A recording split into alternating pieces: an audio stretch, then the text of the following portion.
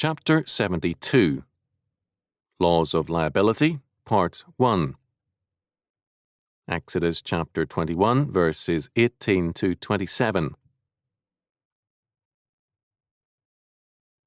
And if men strive together, and one smite another with a stone, or with his fist, and he die not, but keepeth his bed, if he rise again and walk abroad upon his staff, then shall he that smote him be quit. Only he shall pay for the loss of his time, and shall cause him to be thoroughly healed. And if a man smite his servant or his maid with a rod, and he die under his hand, he shall be surely punished. Notwithstanding, if he continue a day or two, he shall not be punished, for he is his money. If men strive and hurt a woman with a child, so that her fruit depart from her, and yet no mischief follow, he shall be surely punished, according as the woman's husband will lay upon him, and he shall pay as the judges determine. And if any mischief follow, then thou shalt give life for life, eye for an eye, tooth for a tooth, hand for a hand, foot for a foot, burning for burning, wound for wound, stripe for stripe. And if a man smite the eye of his servant, or the eye of his maid, that it perish, he shall let him go free for his eye's sake. And if he smite out his manservant's tooth, or his maidservant's tooth, he shall let him go free for his tooth's sake. Exodus chapter 21, verses 18 to 27. These are laws of liability, case laws giving us examples which embody a general premise. These are also mainly unintentional crimes committed in anger or in a fight. The fact of these penalties was in itself a restraint upon rage. It also penalized unfair fighting. Some versions render verse 18 as referring to striking another man with a stone or with his spade. That is, we have a reference to the use of vicious means to defeat the other man. Basic to all these liability laws is restitution. It is commonplace among scholars to refer to verses 23 to 25 as the lex talionis, the law of retaliation. This radically warps the perspective. The concern of law here is not retaliation but restitution, and the difference between the two is a very serious one. Retaliation means getting even. Its framework is personal, and it involves returning evil for evil, according to Webster's dictionary. Restitution is radically different. Its purpose is restorative, to further justice, not to inflict harm. The word retaliation has talionis as its root. It does not belong in this context. What restitution means is that the punishment must fit the crime, such as the death penalty for murder. It means justice, not retaliation. The first case deals with two fighting men. Whatever may have caused their fight is not in question, nor their freedom to fight it out. What is forbidden is the use of unfair means to defeat the other person. The implication is that in such an instance, if the man dies, the offender must also die. By resorting to lawless and unfair tactics, he has forfeited his status as an innocent party. If the victim does not die, but is bedridden for a time, the offender must A. pay for the loss of his time, and B. for his medical expenses. The second case involves the corporal punishment of servants or hirelings, bondservants or foreign slaves. If the angry master or mistress beats such a person to death, then he or she must also die. If, however, the victim is simply bedridden a day or two, or even more, then no penalty follows. The loss of work by the master is sufficient penalty, for the man has hurt his own interest by his evil anger. The servant's enforced idleness costs the master a man's labour.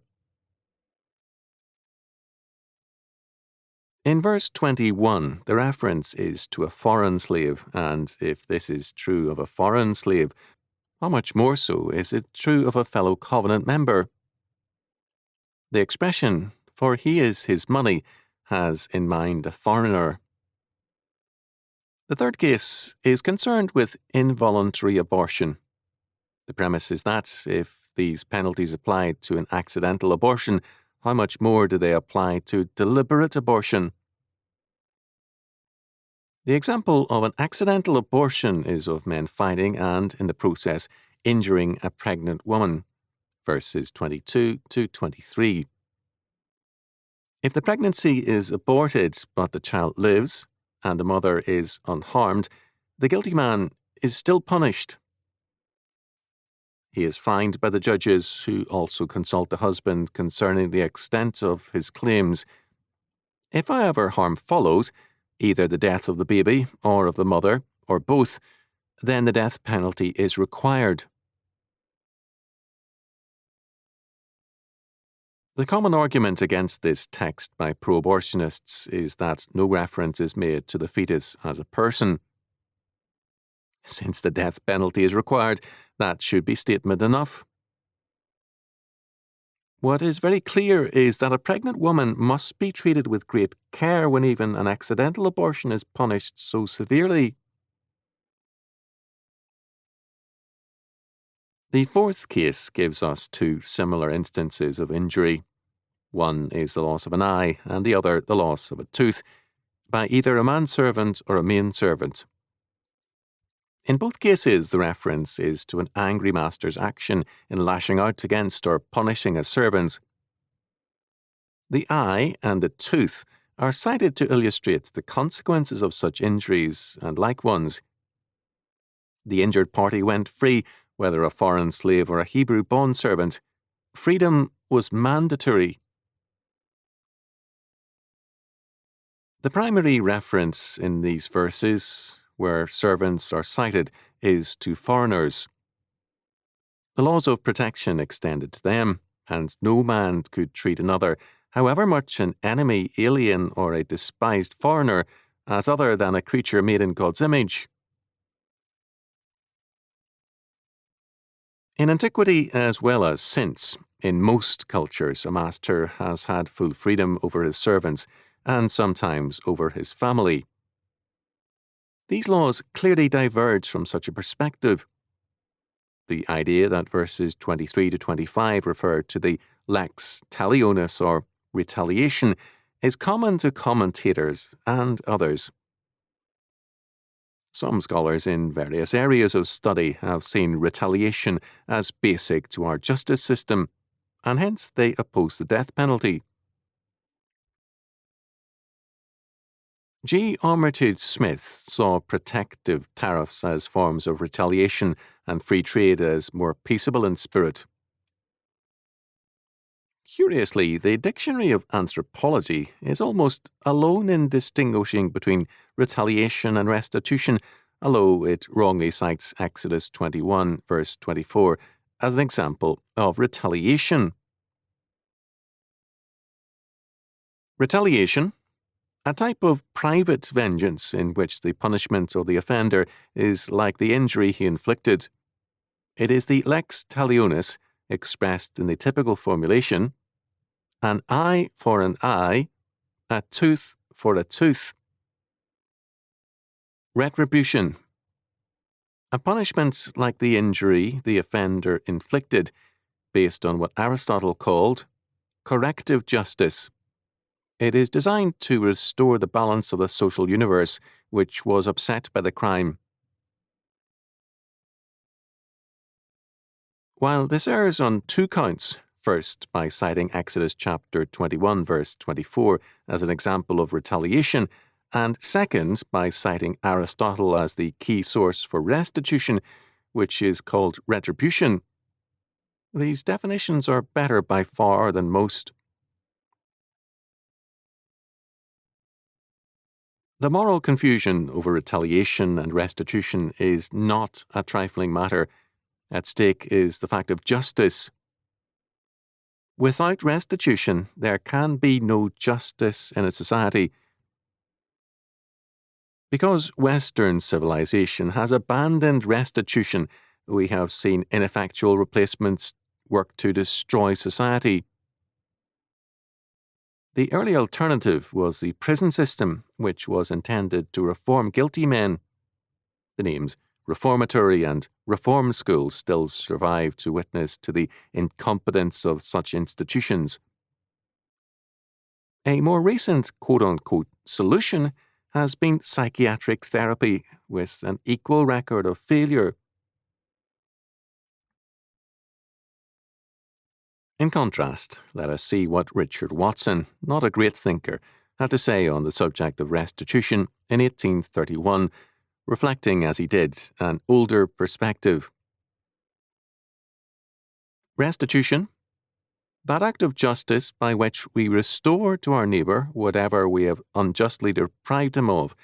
Exodus chapter 22, verse 1, Luke chapter 19, verse 8.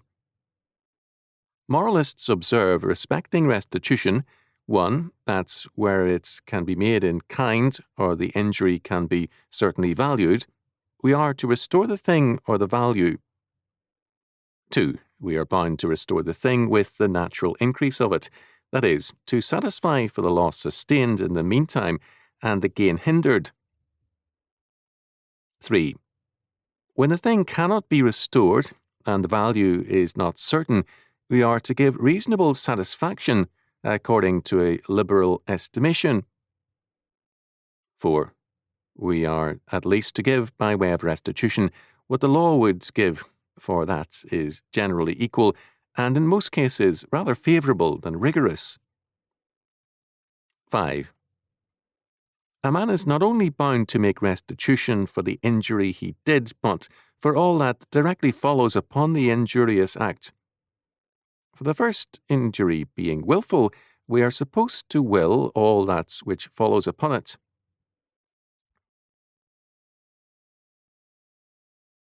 Because restitution is no longer the essential part of justice, we see increasingly the decline of justice in society. One prominent religious figure has expressed his disinterest in justice. His concerns are prophecies about Israel and salvation. Basic, however, to the fact of salvation is our Lord's atonement, an act of restitution for us. Restitution is fundamental to Christianity, and it is the essence of God's justice. To deny restitution in human affairs is to deny justice, and implicitly our faith